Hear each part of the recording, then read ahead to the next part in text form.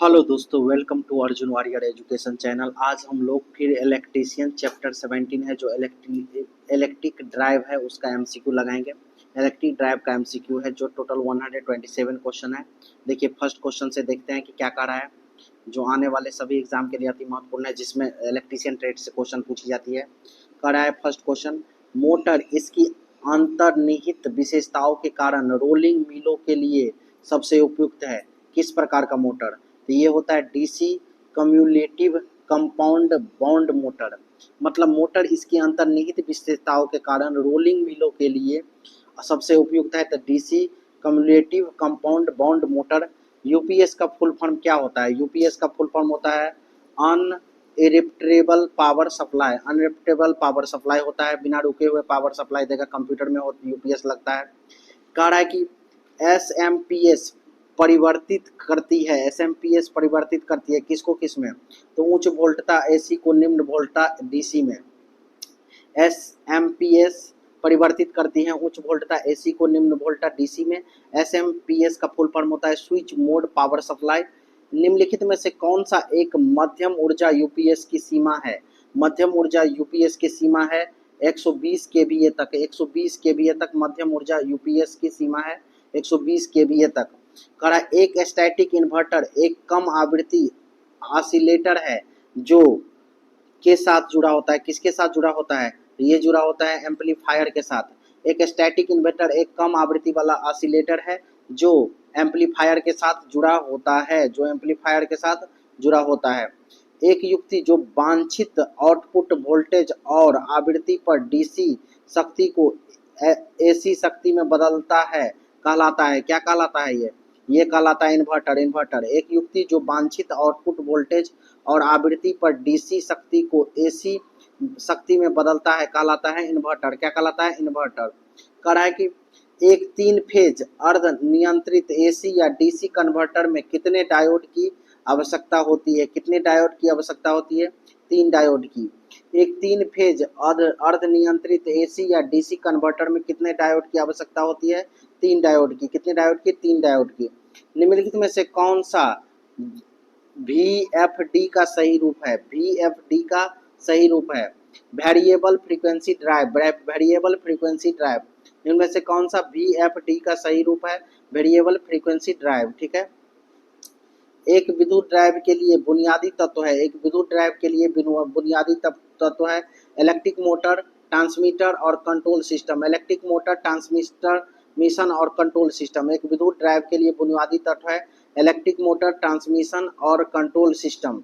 DC motor की गति में वृद्धि के साथ करा के डीसी मोटर की गति में वृद्धि के साथ बाइक ईएमएफ बढ़ जाती है लेकिन लाइन करंट गिरता है।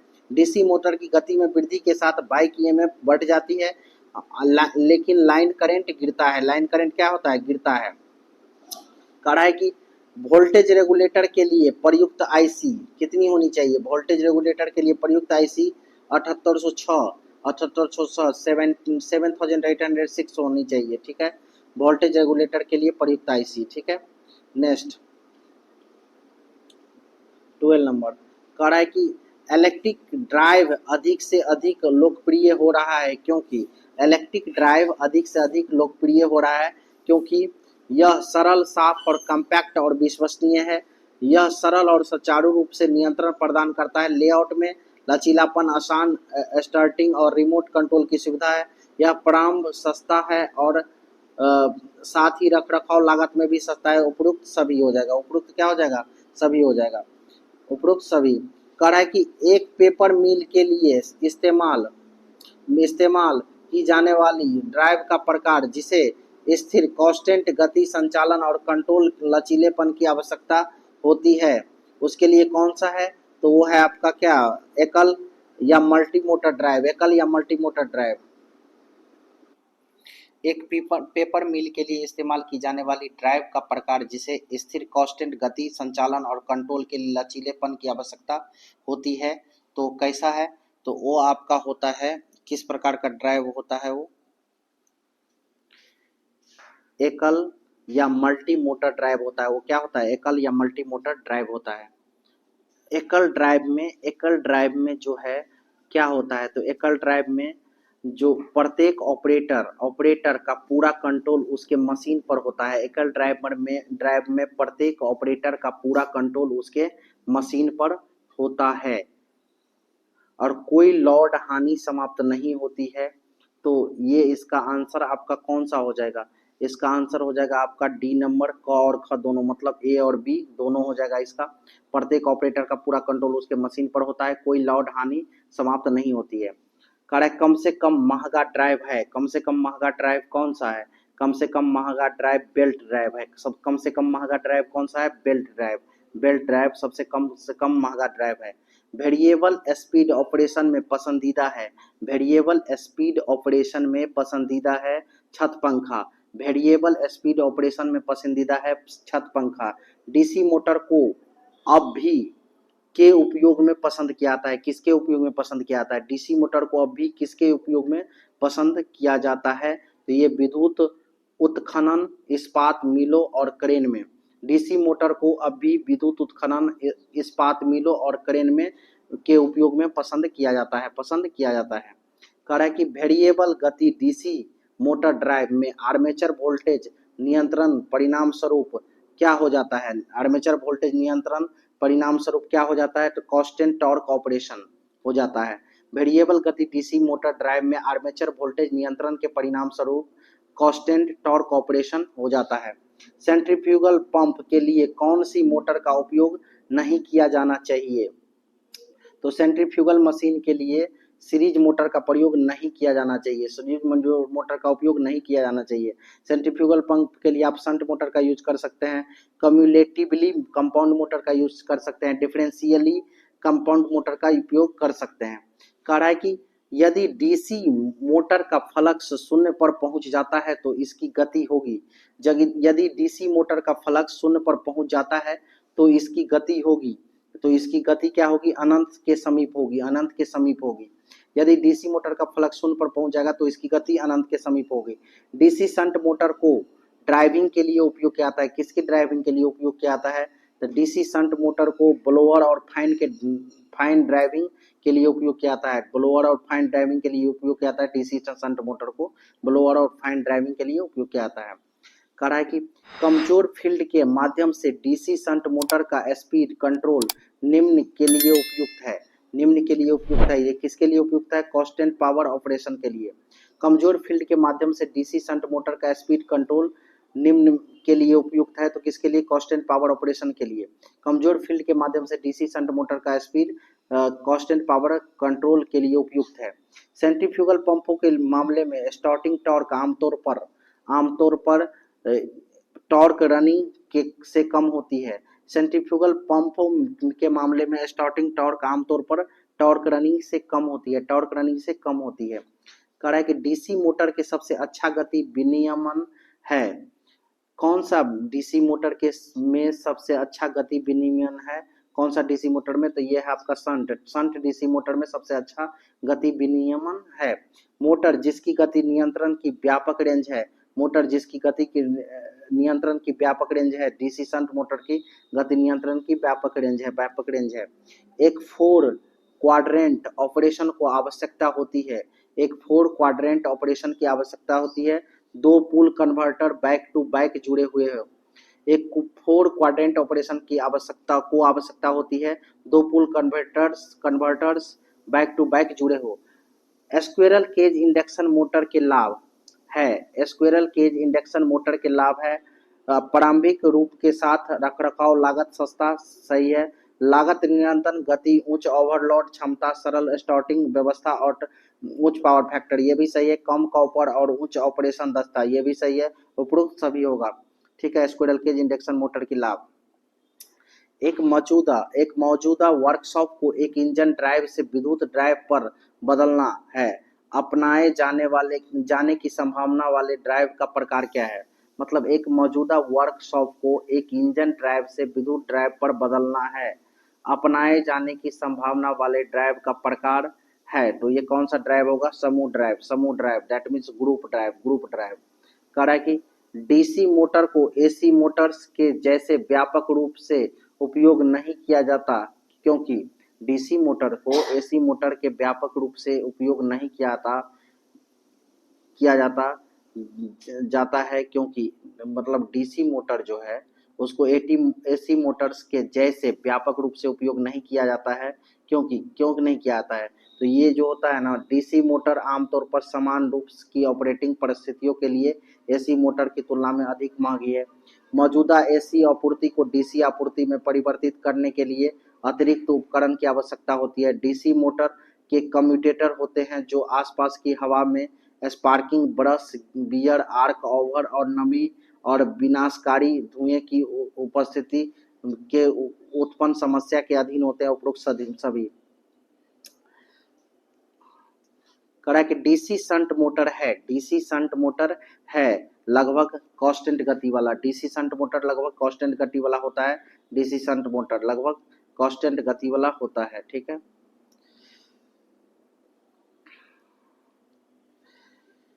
डायनामिक ब्रेकिंग आमतौर पर डीसी मोटर के साथ प्रयोग किया जाता है। किस प्रकार के डीसी मोटर के साथ प्रयोग किया जाता है? तो ये किया जाता है आपका सभी के साथ, मतलब सीरीज के, शंट और कंपाउंड सभी के साथ। डायनामिक ब्रेकिंग आमतौर पर सीरीज, शंट और कंपाउंड डीसी मोटर के साथ प्रयोग किया जाता है। इलेक्ट्रिक ब्रेकिंग की सबसे किफायती विधि है रीजेनरेटिव ब्रेकिंग इलेक्ट्रिक ब्रेकिंग की सबसे किफायती विधि है। थायरिस्टर्स का प्रयोग डीसी के नियंत्रण के लिए किया जा सकता है।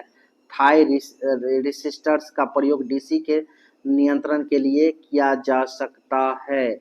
तो ये मतलब सेपरेटली एक्साइटेड मोटर के लिए, सीरीज मोटर के लिए, शंट मोटर के लिए उपयुक्त सभी।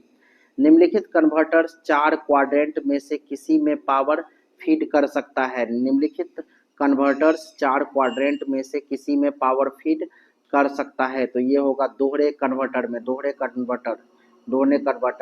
कह रहा है कि जब एक प्रेरण मोटर को आपूर्ति वोल्टेज 10% कम कर दी जाती है तो अधिकतम टॉर्क लगभग से घटेगा। कितना से घटेगा? तो ये घटेगा 20% से 10 दुगुना। जब एक प्रेरण मोटर को आपूर्ति वोल्टेज 10% कम कर दी जाती है तो अधिकतम टॉर्क लगभग 20% से घटेगा। निम्न में से कौन सी मोटर का फुल लोड टॉर्क से स्टार्टिंग टॉर्क का सबसे कम अनुपात होता है? कौन सी मोटर का? निम्नलिखित में से कौन सी मोटर का फुल लोड टॉर्क से स्टार्टिंग टॉर्क का सबसे कम अनुपात होता है? कौन सी मोटर का?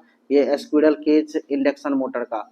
निम्नलिखित में से कौन सा फुल लोड टॉर्क से स्टार्टिंग टॉर्क का सबसे कम अनुपात होता है? स्क्विरल केज इंडक्शन मोटर का। कह रहा है यूपीएस प्रणाली में कौन सा सी बैटरी सर्वाधिक उपयुक्त की जाती है? यूपीएस प्रणाली में जो कंप्यूटर में होता है अनलिमिटेड पावर सप्लाई, उसके लिए कौन सी बैटरी का सर्वाधिक उपयोग है? तो लेड एसिड बैटरी। यूपीएस का कौन सा भाग एसी को डीसी में परिवर्तित करता है? एसी को डीसी में परिवर्तित करता है तो रेक्टिफायर। यूपीएस का कौन सा भाग एसी को डीसी में परिवर्तित करता है? रेक्टिफायर। निम्न में से किसका गति नियंत्रण कमजोर होता है? किसका गति नियंत्रण कमजोर होता है? सिंक्रोनस मोटर का गति नियंत्रण कमजोर होता है। लाइट ड्यूटी क्रेन प्रयुक्त होता है ऑटोमोबाइल वर्कशॉप में, पंपिंग स्टेशन में, पावर हाउस में, सभी में। निम्नलिखित यूपीएस प्रणाली में सबसे अधिक विश्वसनीय प्रणाली कौन सी है? यूपीएस प्रणाली में सबसे विश्वसनीय प्रणाली है लाइन इंटरएक्टिव प्रणाली। निम्नलिखित यूपीएस प्रणाली में सबसे अधिक विश्वसनीय प्रणाली कौन सी है? लाइन इंटरएक्टिव प्रणाली। बैटरी चार्जर में ट्रांसफार्मर का आकार निर्भर करता है आवश्यक आवेशित शक्ति पर। करा कि ऑटो कट वोल्टेज स्टेबलाइजर के इनपुट एसी वोल्टेज का मान से कम होना चाहिए। कितना से कम होना चाहिए? तो 160 से कम होना चाहिए। ऑटो कट वोल्टेज स्टेबलाइजर के इनपुट एसी वोल्टेज का मान 160 से कम होनी चाहिए। 78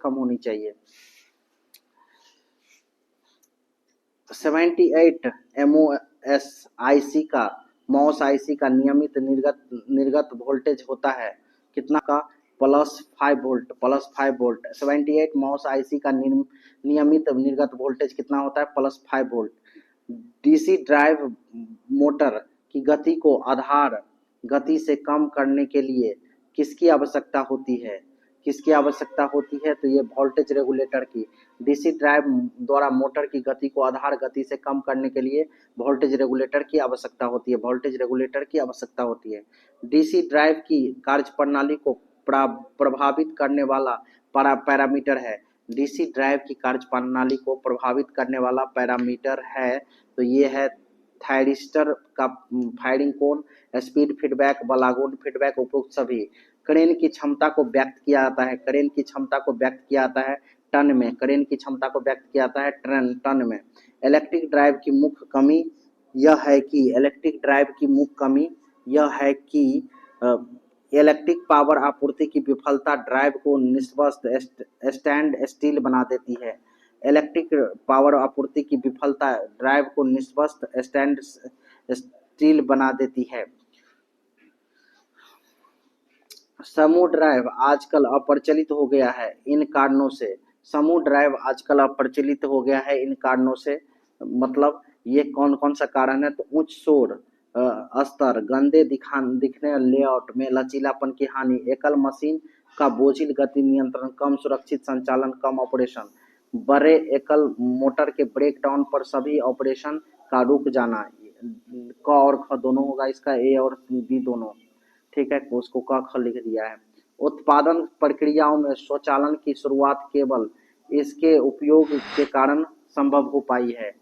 उत्पादन प्रक्रियाओं में स्वचालन की शुरुआत केवल इसके उपयोग के कारण संभव हो पाई है। किसके उपयोग के कारण? तो ये है एकल और मल्टी मोटर ड्राइव के उपयोग के कारण। किसके मामले में लॉर्ड टॉर्क गति में वृद्धि के साथ घट जाती है? किसके मामले में लॉर्ड टॉर्क गति में वृद्धि के कारण घट जाती है? तो ये होता है खराद, बोरिंग मशीन या मिलिंग मशीन। खराद या बोरिंग मशीन, मिलिंग मशीन, ठीक है। फील्ड फ्लक्स के परिवर्तन द्वारा स्पीड कंट्रोल का परिणाम होता है। फील्ड फ्लक्स के परिवर्तन द्वारा स्पीड कंट्रोल के परिणाम होते हैं क्या? Constant power drive. Constant power drive निम्न में से कौन सा विकल्प प्रारंभिक लागत में सस्ता होगा? प्रारंभिक लागत में सस्ता होगा 100 किलोवाट का एक मोटर। 100 किलोवाट का एक मोटर। रोलिंग मिलों के लिए प्रयोग होने वाली इलेक्ट्रिक मोटर की श्रेणी का क्रम अनुसार है। रोलिंग मोटर के लिए प्रयोग होने वाली इलेक्ट्रिक मोटर की श्रेणी क्रम अनुसार है, नियमानुसार है, क्रम नियमानुसार है। कितना है ये? तो क्रम नियमानुसार आपका है 85 से 400 किलोवाट। 85 से 400 किलोवाट रोलिंग मिलों का प्रयोग होने वाली इलेक्ट्रिक मोटर की श्रेणी क्रम अनुसार है 85 से 400 किलोवाट।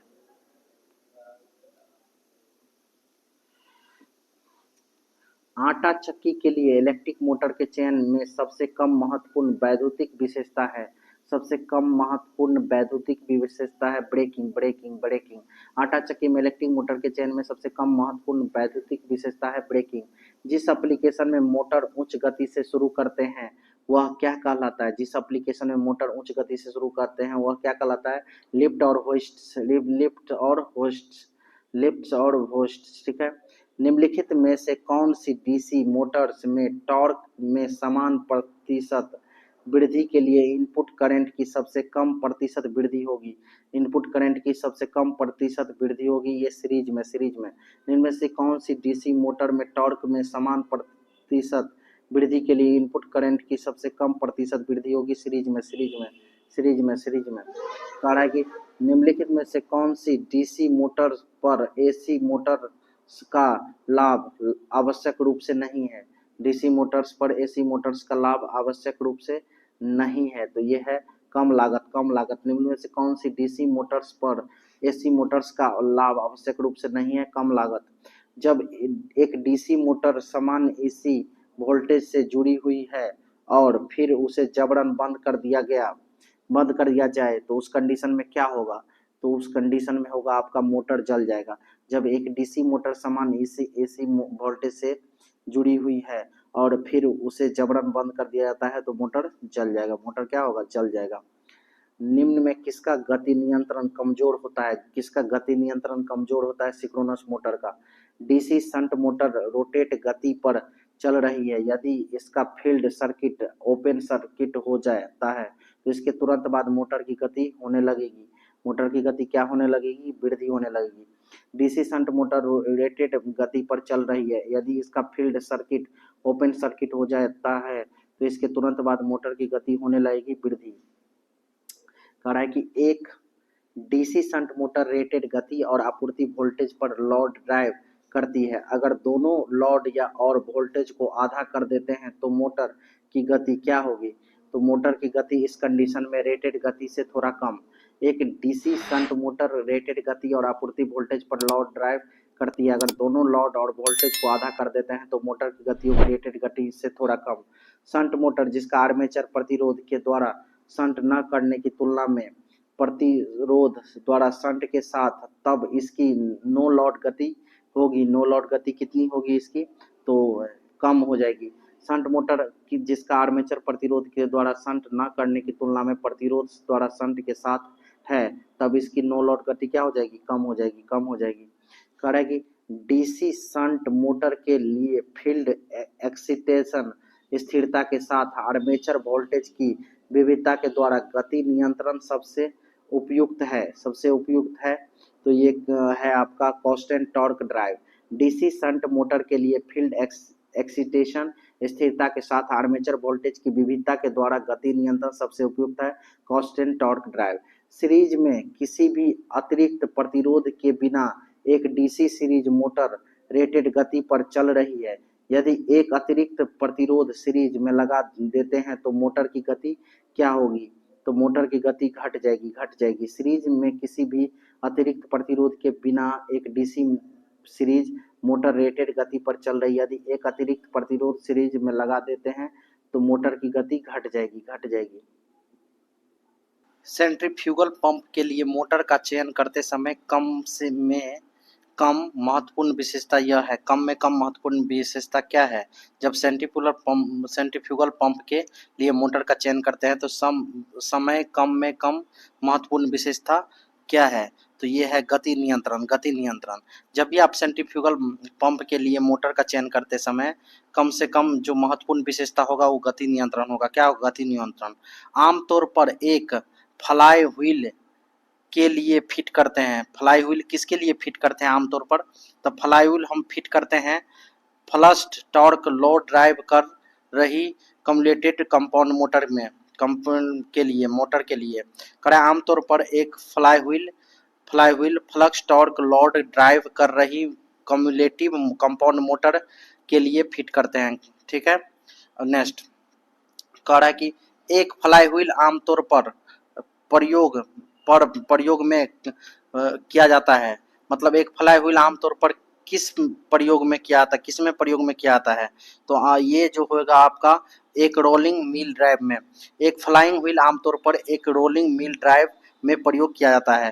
त्वरित गति उत्क्रमण स्पीड रिवर्सल के लिए पसंदीदा मोटर क्या है? त्वरित गति उत्क्रमण स्पीड रिवर्सल के लिए पसंदीदा मोटर कौन सा है? तो ये मोटर है आपका DC motor. DC motor reverse भी चलता है डीसी मोटर।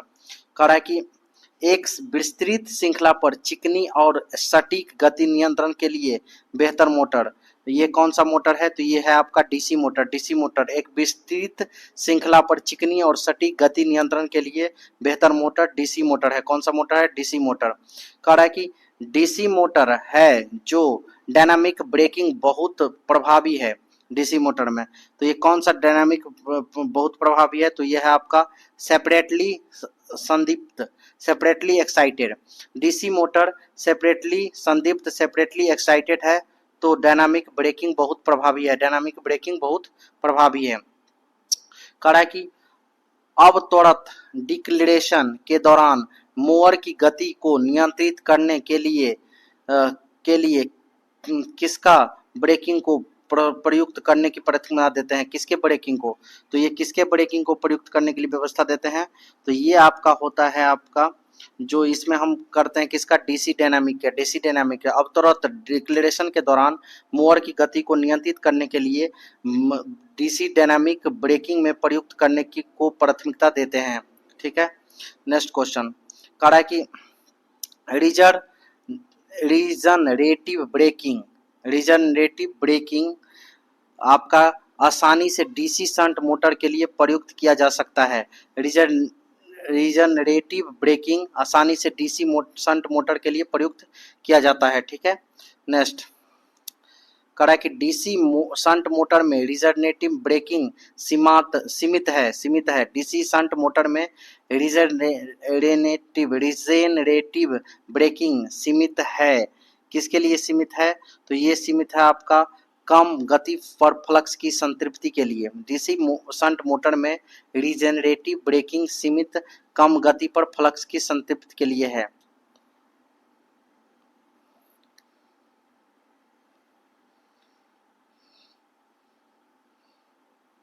एक थायरिस्टर को कहा जा सकता है, डीसी स्विच नियंत्रित रेक्टिफायर्स का उपयोग करते हुए डीसी मोटर्स की गति नियंत्रण के लिए आर्मेचर वोल्टेज नियंत्रण को गति देता है। किसको गति देता है? तो ये गति देता है आपको रेटेड गति से नीचे गति देता है, नियंत्रित रेक्टिफायर का उपयोग करते हुए डीसी मोटर्स की गति नियंत्रण के लिए आर्मेचर वोल्टेज नियंत्रण रेटेड गति से नीचे गति देता है। ठीक है,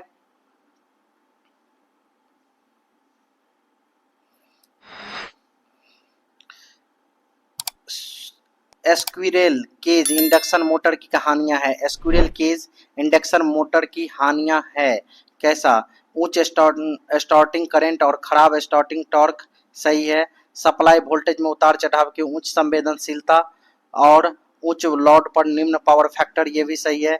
गति विनिमयन की कोई संभावना नहीं, ये भी सही है। उपरोक्त सभी होगा इस उसका इंडक्शन मोटर का हानियां। ठीक है, कह रहा है कि एक 3 फेज प्रेरण मोटर का एक slip ring connection open circuit हो जाता है। मतलब एक 3 फेज प्रेरण मोटर का एक slip ring connection open circuit हो जाता है तो मोटर कम गति से चलने लगेगी। मोटर क्या करेगी? कम गति से चलने लगेगी। ठीक है, कह है कि स्लिप रिंग इंडक्शन मोटर के लाभ हैं। स्लिप रिंग इंडक्शन मोटर के लाभ क्या है? तो उच्च स्टार्टिंग टॉर्क और उच्च ओवरलोड क्षमता, सही है। लगभग निरंतर गति, ये भी सही है। स्क्विरल केज इंडक्शन मोटर की तुलना में कम स्टार्टिंग करंट, उपयुक्त सभी होगा। कह रहा है कि स्लिप रिंग मोटर्स की हानियां है। तो स्क्विरल केज इंडक्शन मोटर की तुलना में कम दक्षता और कम पावर फैक्टर, हल्के लोड पर कम पावर फैक्टर, आपूर्ति वोल्टेज में उतार चढ़ाव की संवेदनशीलता, उपयुक्त सभी हानियां है। किसका? स्लिप रिंग मोटर्स की हानियां है ये सभी। करा कि इलेक्ट्रिकल मोटर के लिए रोटर शाफ्ट का व्यास इस पर निर्भर करता है। इलेक्ट्रिक मोटर के लिए रोटर शाफ्ट का व्यास इस पर निर्भर करता है। किस पर? गति और पावर आउटपुट पर। इलेक्ट्रिक मोटर के लिए रोटर शाफ्ट की व्यास इस पर निर्भर करता है, तो गति और पावर आउटपुट पर। कहा है कि इंडक्शन मोटर का लैगिंग फैक्टर क्या है? होता है इंडक्शन मोटर का लैगिंग फैक्टर होता है। क्या होता है ये पूछा है, तो ये स्टार्टिंग और ऑपरेशन दोनों पर। इंडक्शन मोटर का लैगिंग फैक्टर स्टार्टिंग और ऑपरेशन दोनों पर होता है।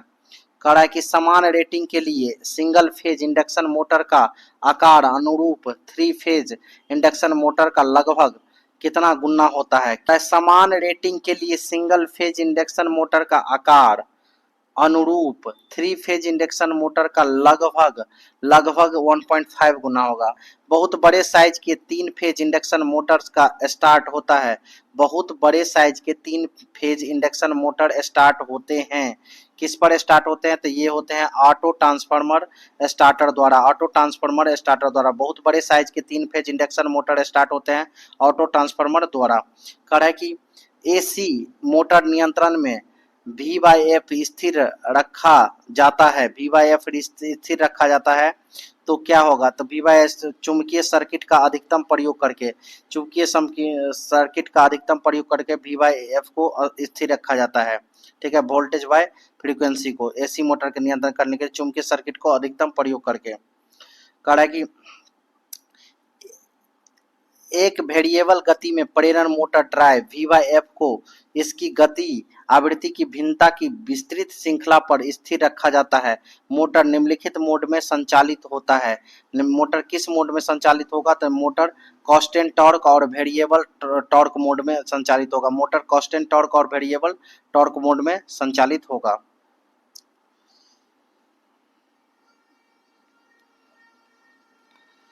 हार्मोनिक पावर सप्लाई प्रयोग की जाती है। हार्मोनिक पावर सप्लाई प्रयोग की जाती है एसी ड्राइव में। हार्मोनिक पावर सप्लाई क्या की जाती है? प्रयोग की जाती है एसी ड्राइव में। एसी ड्राइव में निम्न में से कौन सी युक्ति प्रयुक्त की जाती है? एसी ड्राइव में निम्न में से कौन सी युक्ति प्रयुक्त की जाती है? तो फिल्टर कैपेसिटर। फिल्टर कैपेसिटर कह रहा है कि एसी ड्राइव का अन्य नाम है। एसी ड्राइव का अन्य नाम है। तो एसी ड्राइव का अन्य नाम है समायोजित गति ड्राइव, परिवर्तनीय गति ड्राइव, आवृत्ति परिवर्तक ड्राइव। ये सभी समायोजित गति ड्राइव एसी ड्राइव का अन्य नाम है। परिवर्तनीय गति ड्राइव अन्य नाम है। आवृत्ति परिवर्तक ड्राइव सब अन्य नाम है। एसी ड्राइव का उपयोग निम्न में से किस मोटर को नियंत्रित करने के लिए किया जाता है? किस मोटर को नियंत्रित करने के लिए किया जाता है? प्रेरण मोटर और तुल्यकालिक मोटर दोनों को। एसी ड्राइव का उपयोग निम्न में से किस मोटर को नियंत्रित करने के लिए किया जाता है? प्रेरण मोटर और तुल्यकालिक मोटर दोनों को। ठीक है। रीजेनरेटिव डीसी ड्राइव नियंत्रित करती है। रीजेनरेटिव डीसी ड्राइव नियंत्रित करती है मोटर की घूर्णन दिशा को, मोटर के बल आघूर्ण को, मोटर की गति को।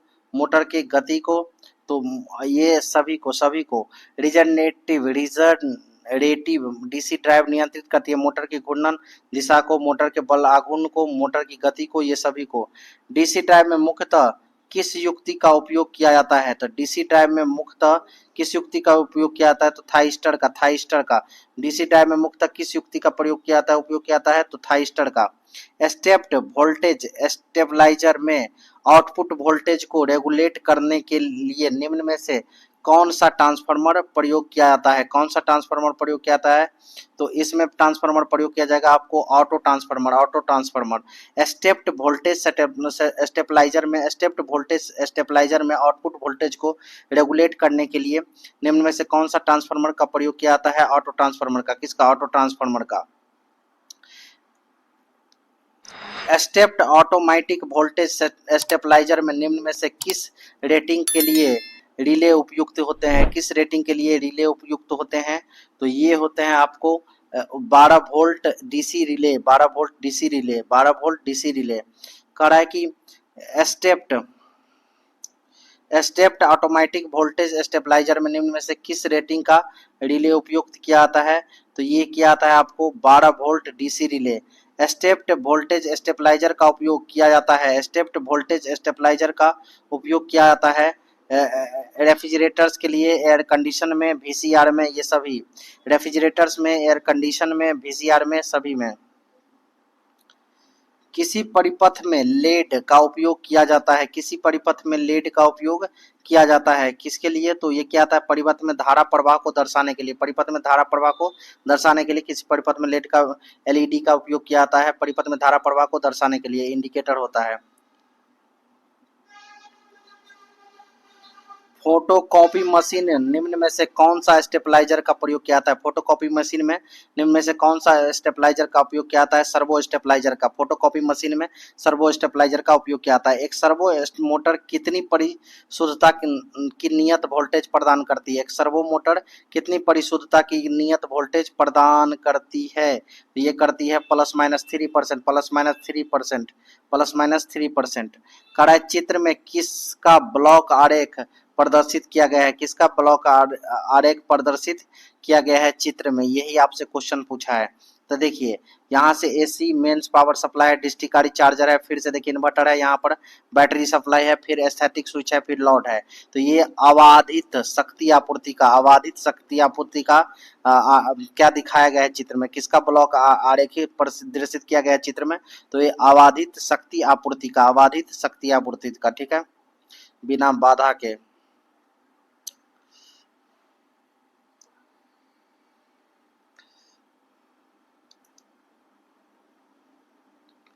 एसी आपूर्ति बंद हो जाने की स्थिति में आपातकालीन स्रोत के रूप में किसका प्रयोग उपयोग किया जाता है, किसका उपयोग किया जाता है आपातकालीन रूप में, तो ये क्या आता है इन्वर्टर का।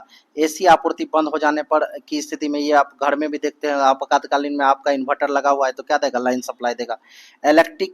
इलेक्ट्रॉनिक इन्वर्टर को अन्य किस नाम से जाना जाता है, इलेक्ट्रॉनिक जो इन्वर्टर है उसको अन्य किस नाम से जाना जाता है, तो एस्थेटिक इन्वर्टर के नाम से। किसके नाम से, एस्थेटिक इन्वर्टर के नाम से। इलेक्ट्रॉनिक इन्वर्टर का अन्य नाम जो है एस्थेटिक इन्वर्टर। इन्वर्टर में एसी इनपुट उपलब्ध होने पर स्टोरेज बैटरियों को इन्वर्टर में एसी इनपुट उपलब्ध होने पर स्टोरेज बैटरियों को किस दर से पर आवेशित करने की व्यवस्था होती है, तो किस दर पर होती है आवेशित करने की व्यवस्था, तो 3 से 5 एम्पियर, 3 से 5 एम्पियर। इन्वर्टर में एसी इनपुट उपलब्ध होने पर स्टोरेज बैटरी को 3 से 5 एम्पियर की दर पर आवेशित करने की व्यवस्था होती है। इमरजेंसी लाइट की कार्यविधि में एसी मेन सप्लाई की प्राप्ति होती है, किससे प्राप्ति होती है, तो ये प्राप्ति होती है आपका स्टेप डाउन ट्रांसफार्मर से, स्टेप डाउन ट्रांसफार्मर से। इमरजेंसी लाइट की कार्यविधि में एसी में main supply step down transformer से प्राप्त की जाती है, स्टेप डाउन ट्रांसफार्मर से प्राप्त की जाती है। बैटरी चार्जर प्रायः सेल के अंदर के रूप में वैद्युतिक ऊर्जा को भंडारित करती है, किसके रूप में, तो ये करती है आपको रासायनिक ऊर्जा के रूप में। बैटरी चार्जर प्रायः सेल के अंदर रासायनिक ऊर्जा के रूप में वैद्युतिक ऊर्जा के भंडारण करता है।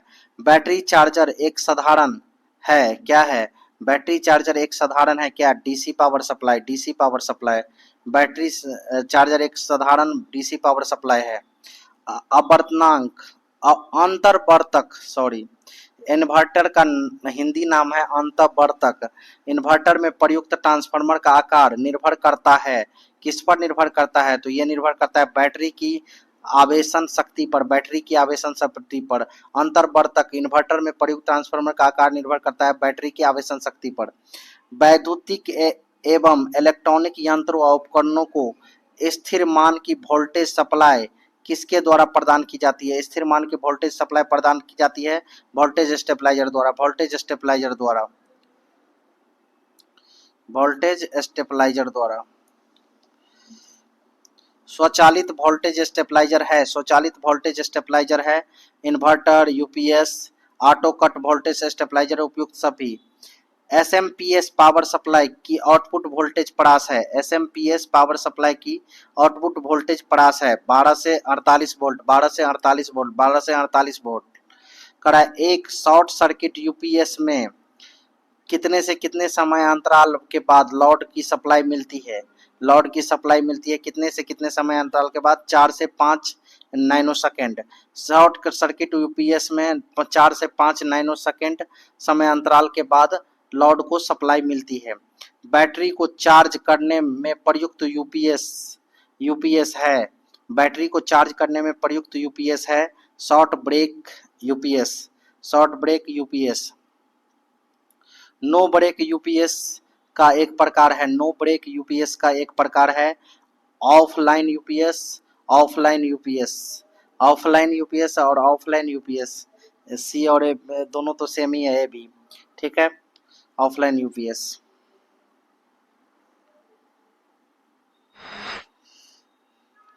ऑटो कट वोल्टेज स्टेबलाइजर प्रयुक्त विद्युत उपकरण है, ऑटो कट वोल्टेज स्टेबलाइजर प्रयुक्त विद्युत उपकरण है रेक्टिफायर, रेफ्रिजरेटर, एयर कंडीशन और टीवी रिसीवर उपयुक्त सभी में। ऑटो कट वोल्टेज स्टेबलाइजर प्रयुक्त विद्युत उपकरण है refrigerator, air conditioner, TV receiver उपयुक्त सभी। नॉन आइसोलेटेड शक्ति संग्रहण के लिए प्रयुक्त अवयव है, नॉन आइसोलेटेड शक्ति संग्रहण के लिए प्रयुक्त अवयव है, तो ये कौन सा होगा, तो प्रेरक, प्रेरक, प्रेरक, प्रेरक। आइसोलेटेड टोपोलॉजी प्रकार का एसएमपीएस है, आइसोलेटेड टोपोलॉजी प्रकार का एसएमपीएस है flyback SMPS, push pull SMPS, अर्ध सेतु एसएमपीएस उपयुक्त सभी, उपयुक्त सभी। एसएमपीएस को सुरक्षा प्रदान करने हेतु प्रयुक्त अवयव, एसएमपीएस को सुरक्षा प्रदान करना है तो फ्यूज लगा हुआ आता है, अवयव फ्यूज है। नॉन आइसोलेटेड एसएमपीएस का प्रकार नहीं है, नॉन आइसोलेटेड एसएमपीएस का प्रकार नहीं है। ब्रेक प्रकार का एसएमपीएस ये, बक प्रकार का एसएमपीएस ये है, बूस्ट प्रकार का एसएमपीएस ये भी है, बफ बूस्ट प्रकार का एसएमपीएस ये है, बस पुश पुल एसएमपीएस नहीं है। Push pull SMPS non isolated SMPS का प्रकार नहीं है। नॉन आइसोलेटेड एसएमपीएस का प्रकार कौन नहीं है? Push pull SMPS. कहा कि एसएमपीएस को हानि पहुंचाती है, एसएमपीएस को हानि पहुंचाती है अतिधारा और शॉर्ट सर्किट से, मतलब स्विच मोड पावर सप्लाई होता है। ये ए और बी दोनों होगा। डीसी ड्राइव में मुख्यतः किस युक्ति का उपयोग किया जाता है? डीसी ड्राइव में मुख्यतः किस युक्ति का उपयोग किया जाता है? थायरिस्टर का, थायरिस्टर का। विद्युत ड्राइव के अवयव हैं, विद्युत ड्राइव के अवयव कौन है? तो विद्युत ड्राइव के अवयव है आपका नियंत्रण और उपकरण, नियंत्रण उपकरण एवं मोटर। विद्युत ड्राइव के अवयव है नियंत्रण उपकरण एवं मोटर।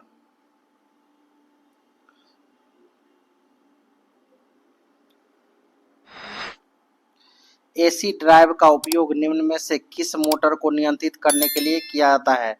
एसी ड्राइव का उपयोग निम्न में से किस मोटर को नियंत्रित करने के लिए आता है? प्रेरण मोटर और तुल्यकालिक मोटर, ए और बी दोनों।